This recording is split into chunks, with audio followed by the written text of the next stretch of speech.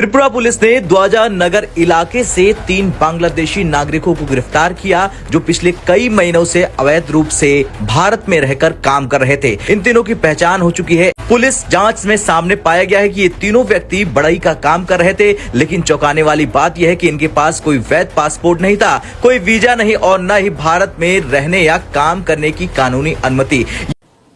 बांग्लादेश और पाकिस्तान की जब से डिफेंस पैक्ट की खबरें सामने आ रही हैं तब से हम देख रहे हैं कि बांग्लादेश के अंदर के हालात तेजी के साथ अदम इस्तेहकाम की तरफ बढ़ते हुए आपको नजर आते हैं। सबसे पहले शरीफ उस्मान हादी के कत्ल की खबर सामने आती है, जिन्होंने शेख हसीना वाजिद की हुकूमत का तख्ता उलटने में कलीदी किरदार अदा किया। बांग्लादेश का बॉर्डर बिल्कुल हॉट हुआ पड़ा है और वहां पर मोदी जी ने आंसर देना शुरू कर दिया इन जिहादियों। एक साइलेंट वॉर है जो शुरू कर दिया मोदी जी ने, और ये युद्ध आपको लगेगा आज शुरू होने वाला है, कल शुरू होगा, नहीं, ये शुरुआत 7 महीने पहले मोदी जी ने कर दी थी। शरीफ उमर हदी आता है और ये कहता है कि नहीं, यूनुस ने मरवाया मेरे भाई को। उस्मान हदी है कौन? We never knew who this guy was. यहां पे ये बात आ गई है कि उस्मान हदी का भाई खुली धमकी दे रहा है यूनुस को, तो फिर 7 सिस्टर्स तो बांग्लादेश के साथ, तो उसको रोकने के लिए भारत ने, इतने दिमाग के पैदल लोग हैं यार। ये जो बंदा कह रहा है ना, बिल्कुल सही कह रहा है इसका भाई। अगर इंडिया ने मरवाया होता तो प्रोमिनेंट न्यूज़पेपर्स ये क्यों टारगेट होते भाई? हमारा क्या लेना देना तुम्हारे अखबारों से? अब एक और इनकलाबी जवान की ऊपर हमले की खबरें सामने आ रही हैं। बांग्लादेश की आवाम क्या मुतालबा कर रही है और इस वक्त जो सिचुएशन है, भारत और बांग्लादेश आपको आमने सामने आते हुए नजर आ रहे हैं। तब बोलेंगे 7 महीने पहले वॉर शुरू हुआ और हमें पता नहीं लगा, पहले तो उसके ऊपर बात करेंगे। दूसरा एक काम और है, जहां पर रशिया ने अब यूनुस को फोन करके बुलाया है और बेवकूफ पंगा किससे ले रहा है? मोदी है, ये मनमोहन सिंह की गवर्नमेंट नहीं है, पंगा लेना बंद कर दे, अकल ले रहे। लेकिन इनको तो पता है आपको 1400 सालों से अकल नहीं आई, अब कहां से आ जाएगी? दूसरा बात ये हो गया। अब तीसरा, बांग्लादेश के अंदर से आवाजें उठनी शुरू हो गई हैं कि जितने भी यूथ लीडर्स हैं उनको मरवाया गया। दोस्तों, बांग्लादेश तो नहीं, पाकिस्तान ज्यादा उत्साहित है बांग्लादेश के साथ एक डिफेंस पैक्ट करने के लिए, और पाकिस्तान अपना न्यूक्लियर अम्ब्रेला देना चाहता है बांग्लादेश को। यार, अम्ब्रेला के नीचे खुद तो छेद है, खुद की रक्षा हो नहीं पा रही टीटीपी अफगानिस्तान से, बांग्लादेश की रक्षा करने चले हैं। खैर, आइडियोलॉजी बांग्लादेश में फिलहाल जो कट्टरपंथी रिजीम है उसकी पाकिस्तान के साथ मिलती है। सो दोनों देश एक बड़ा डेस्परेट है। डेस्परेट पाकिस्तान ज्यादा, बट डेस्परेशन दोनों तरफ से थोड़ी बांग्लादेश की तरफ से भी है कि एक डिफेंस पैक्ट हो जाए। सो हो जाए डिफेंस पैक्ट तो पाकिस्तान का अमेरिका के साथ भी है, पाकिस्तान का सऊदी के साथ भी है, पर क्या पाकिस्तान के लिए कोई आ रहा है लड़ने? क्या बांग्लादेश जाएगा पाकिस्तान के लिए?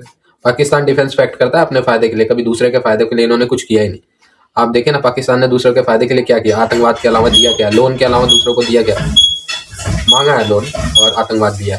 तो यही पाकिस्तान का मेन रीजन है, किसी का न्यूक्लियर अम्ब्रेला और डिफेंस पैक्ट से मदद नहीं कर पाए। शरीफ उस्मान हादी का यही कंसर्न था जो कि पूरे बांग्लादेश के अवाम और बिलखसूस स्टूडेंट्स की नुमाइंदगी कर रहा था कि हमने बांग्लादेश को भारत के ज़ेर तसल्लुत नहीं रखना। हमने भारत की ये जो असर इस हद तक आ गया है कि हमारी एक एक चीज़ जो हायरिंग है, जो तमाम मामलात हैं, हमारी खारजा पॉलिसी है, इसके अंदर जो भारत का असर आता है, हमने इन तमाम चीज़ों से निकलना है और उसी की बुनियाद के ऊपर इस तहरीक का आगाज़ भी किया जाता है। लेकिन बाहर फिर हमने देखा कि फरवरी 2026 के अंदर बांग्लादेश के अंदर इलेक्शन होना है और उसके अंदर शरीफ उस्मान हादी जो इस तमाम तक तहरीक को, अवामी स्टूडेंट्स तहरीक को लीड कर रहे थे, उनके ऊपर कातिलाना हमला होता है। पहले वो ज़ख्मी हालत में उन्हें बांग्लादेश हॉस्पिटल में ही रखा जाता है, ढाका इंटरनेशनल हॉस्पिटल के अंदर, फिर उन्हें सिंगापुर भेजा जाता है, लेकिन उनका इंतकाल हो जाता है, उनके कत्ल की खबर हमारे सामने आ जाती है। उसके बाद से हमने देखा कि बांग्लादेश के अंदर बड़े पैमाने के ऊपर मुजाहरे शुरू हुए। अभी ये मुजाहरे पहले से जारी सारी थे और अबूरी सेटअप इन मुजाहिरों को या मुजाहिरीन को कूल डाउन करने की कोशिश कर रहा था। तो वहीं पर एक और ख़बर भी सामने आ जाती है। बांग्लादेश का एक सिटी है खुलना और वहाँ पर इस शहर के जो डिवीज़न है वहाँ पे एक और इसी इनकलाबी तहरीक का एक और स्टूडेंट्स, एक और जवान जो कि अपने सिटी के अंदर पूरे डिवीज़न को जांच भी कर रहा था, तंजीमी सरगर्मियों को भी देख रहा था। उसके ऊपर भी एक कातिलाना हमला हुआ है और उसका नाम बताया जा रहा है मुतलिब सिकंदर।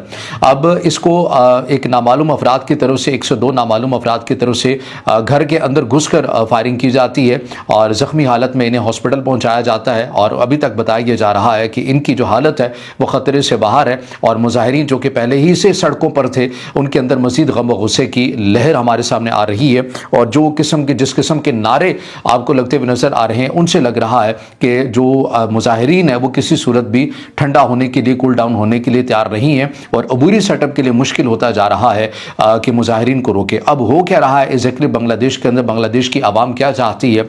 इसके अंदर जो चीज़ें हमारे सामने आ रही हैं वो ये हैं कि बांग्लादेश की आवाम और जो मुजाहिरीन है बिलखसूस या एनसीपी नेशनल सिटीज़न पार्टी के जो जवान हैं जिन्होंने इनकलाबी तहरीक के अंदर अपना कलीदी किरदार अदा किया और फिर अलग से अपनी एक पार्टी बना ली, इन जवानों को अब ये लगता है कि जो तमाम तर जो इक़दामात हैं वो ये तासुर दे रहे हैं या उनके बयानात से ऐसा लगता है कि इन तमाम तर कार्रवाइयों के पीछे भारत है।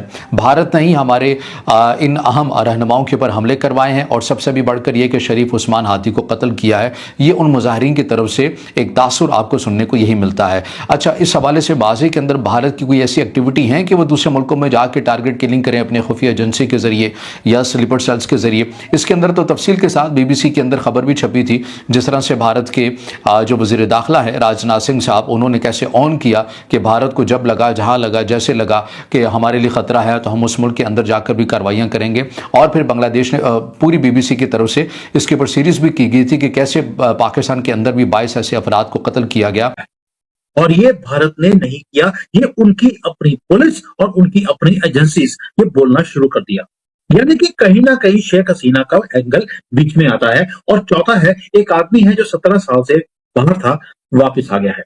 अब बात करेंगे सारे मुद्दों के ऊपर कि मुद्दा क्या है और किस तरह से मोदी जी इनकी कमर, ये 2% के लोग जो हैं बांग्लादेशी, उनकी कमर तोड़ कैसे रहे हैं। रीजन भी, इन्होंने 2% के लोगों ने पंगा लिया शेर से। इनको लगा ये भारत है, हिंदुओं की गवर्नमेंट है, ये कभी बोलेंगे नहीं।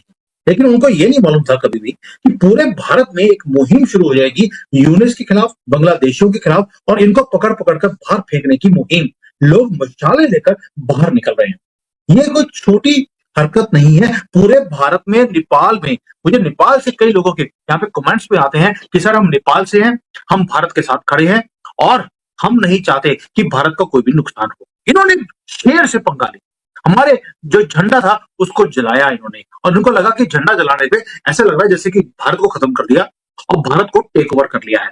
ये सपने लेने लगे थे कि अब ये हमारे सातों के सातों स्टेट्स नॉर्थ ईस्ट के उसको काट देंगे, और इनको लग रहा था कि हम कोई आंसर देंगे नहीं। देवर रॉन्ग, क्योंकि नया भारत है। हमने 7 महीने पहले ये युद्ध शुरू कर दिया था। मोदी जी को मालूम था कि इनका जो लाइफ लाइन है इसे काटना पड़ेगा। 93% जो हमारे एक्सपोर्ट्स हैं बांग्लादेश की तरफ, वो हमने बंद कर दिए थे। ये 7 महीने पुरानी न्यूज है। अगर आप डॉट्स को जोड़ेंगे कि आज वहां पर जो इतना ज्यादा प्रॉब्लम भारत के खिलाफ ये नारेबाजी हो रही है, क्यों हो रही है? क्योंकि जीना हराम हुआ पड़ा है। एक्सपोर्ट्स, उनका एक टेक्सटाइल था, कपड़ा बनाते थे, वो इंडस्ट्री जो कांग्रेस ने भारत में बंद करी 70s में, बांग्लादेश के अंदर ट्रांसफर किया उसको, वहां पर कपड़ा बनकर भारत में आता था। मोदी जी ने इंपोर्ट और एक्सपोर्ट बंद कर दिया।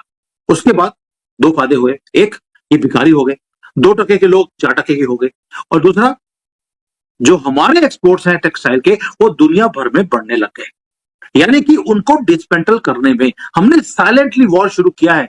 आज जो आप बांग्लादेश पे देख रहे हैं उसका रिजल्ट था इस एक न्यूज के कारण।